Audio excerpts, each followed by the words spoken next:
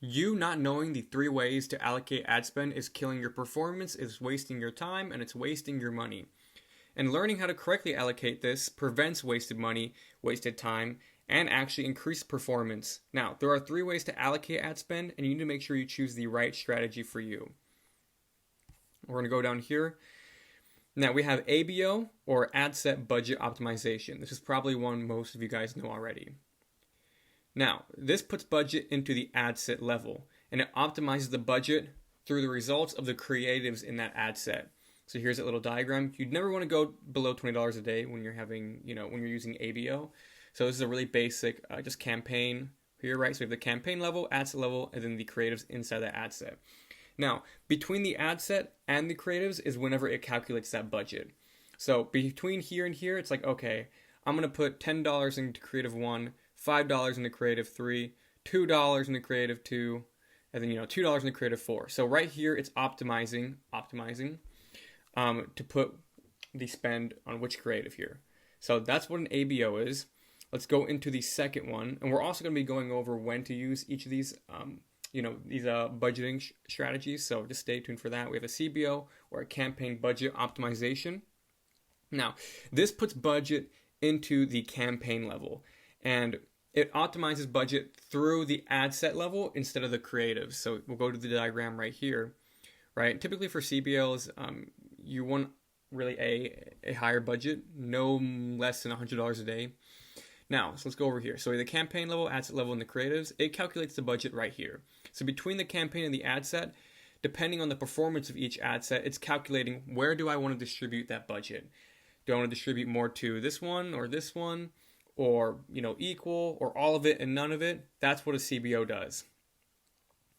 And then let's go into the last one, which is an MBO, or a MBO, a manual budget optimization. I kind of made this up, but it can be called another thing too, like creative split testing, but I just call it this.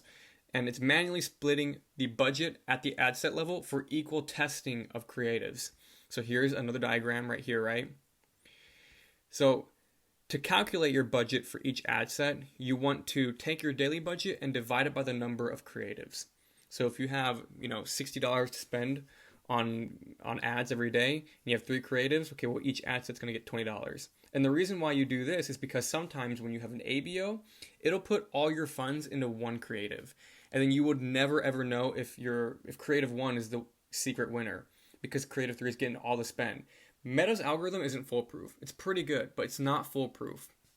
So when you do this, right, each ad set is exactly the same. The only difference is the creatives inside of it. When you do this, each creative is going to get the equal amount of spend every single day. So you will actually know, okay, creative 2 is the best performer out of all. And they all get the same spend, but this one's outperforming everything. You have the same amount of data, being poured into there.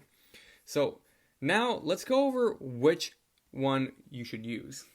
So here, you should use an MBO when you're testing creatives and the meta algorithm keeps picking a favorite, and it's not allowing the other creatives to see spend, and it's preventing you from making data-driven decisions. This is actually something that happened to me a few days ago.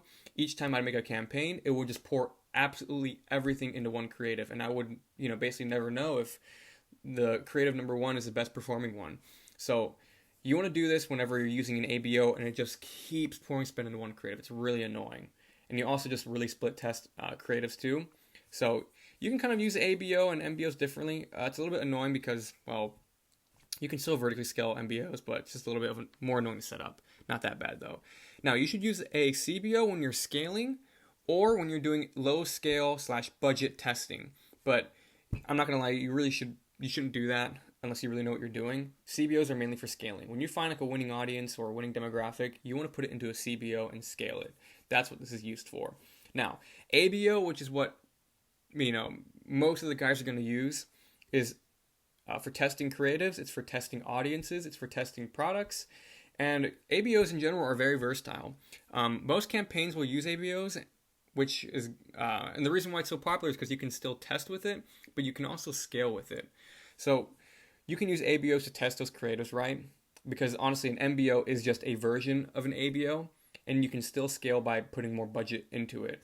So That is each scenario where you should use an MBO, CBO, or an ABO. Now, if you want to accelerate progress and just get rid of all the guesswork, you can apply to work with me in my bio where I'll run your ads for you. You can also do website optimization, SMS, and emails. But if you have any questions, let me know, and I hope this helped you out.